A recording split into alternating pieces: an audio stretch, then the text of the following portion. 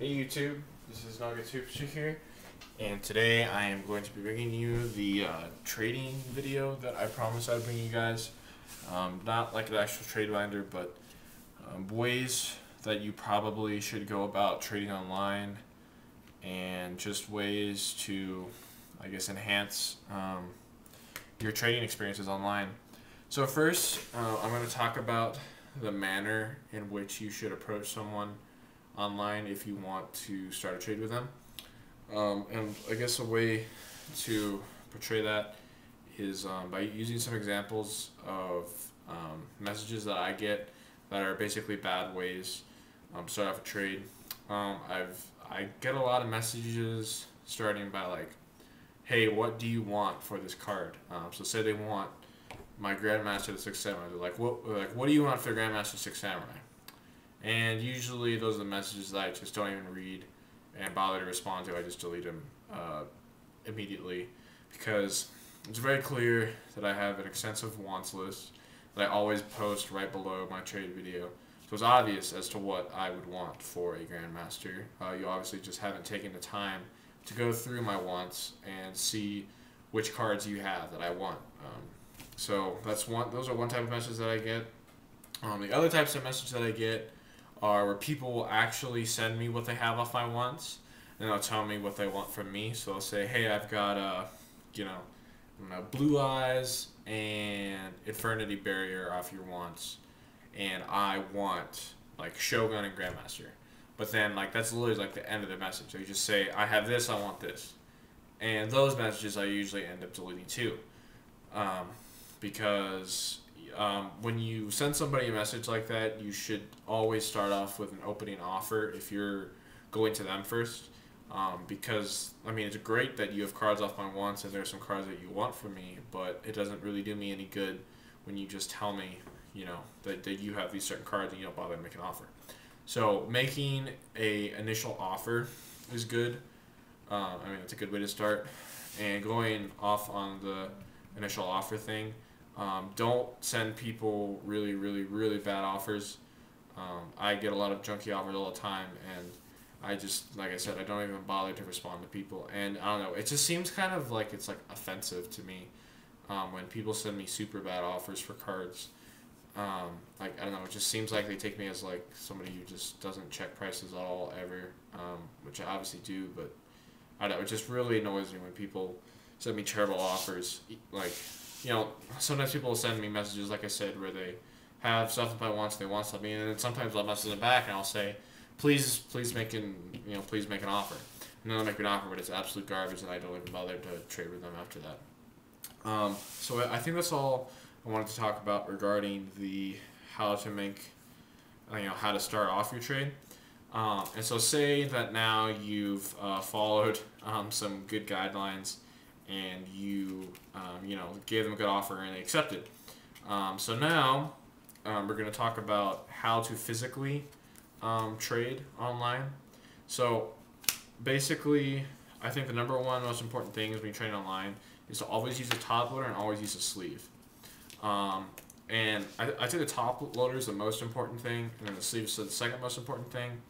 The reason why a top loader is so important is because sometimes letters, I don't know, it's not a good example, but I don't know, sometimes the letter gets put through a machine, and sometimes it can get bent up a little bit. And so in a top loader, you can bend the top loader like this and like that, and it never breaks ever. And so even if the package happened to get super bent, then even when you take the card out, it's still perfectly fine. So always use a top loader. That'll help protect your cards.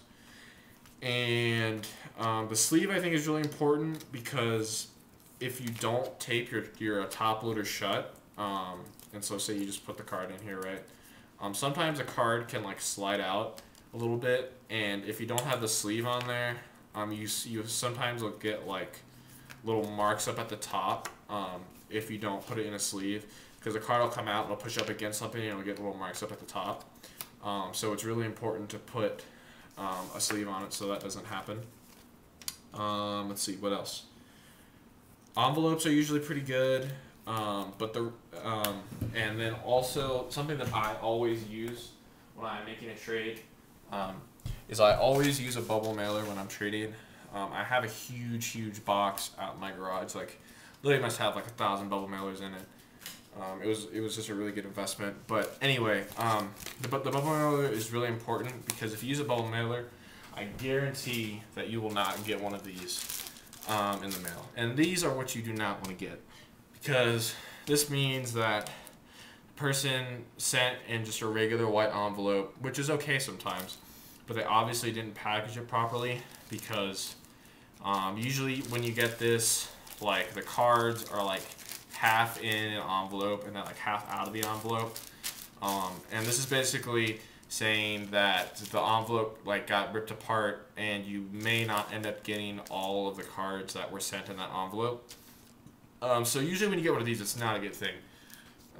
So that's why it's always important to use a bubble mailer, because I've never had any problems with people receiving my stuff and them saying that they got one of these. But however, I've gotten multiple of these in the past because people, you know, don't send their cards the proper way. And then real quickly, I'm going to check the time we have here. 6 minutes. All right. And then the last thing I guess I want to talk about is condition of cards. As you start to trade more and more, and you start to trade with people who are like, I don't know, I guess are like bigger traders than your average Joe at your card shop, condition is going to start to matter like a lot more than you would think.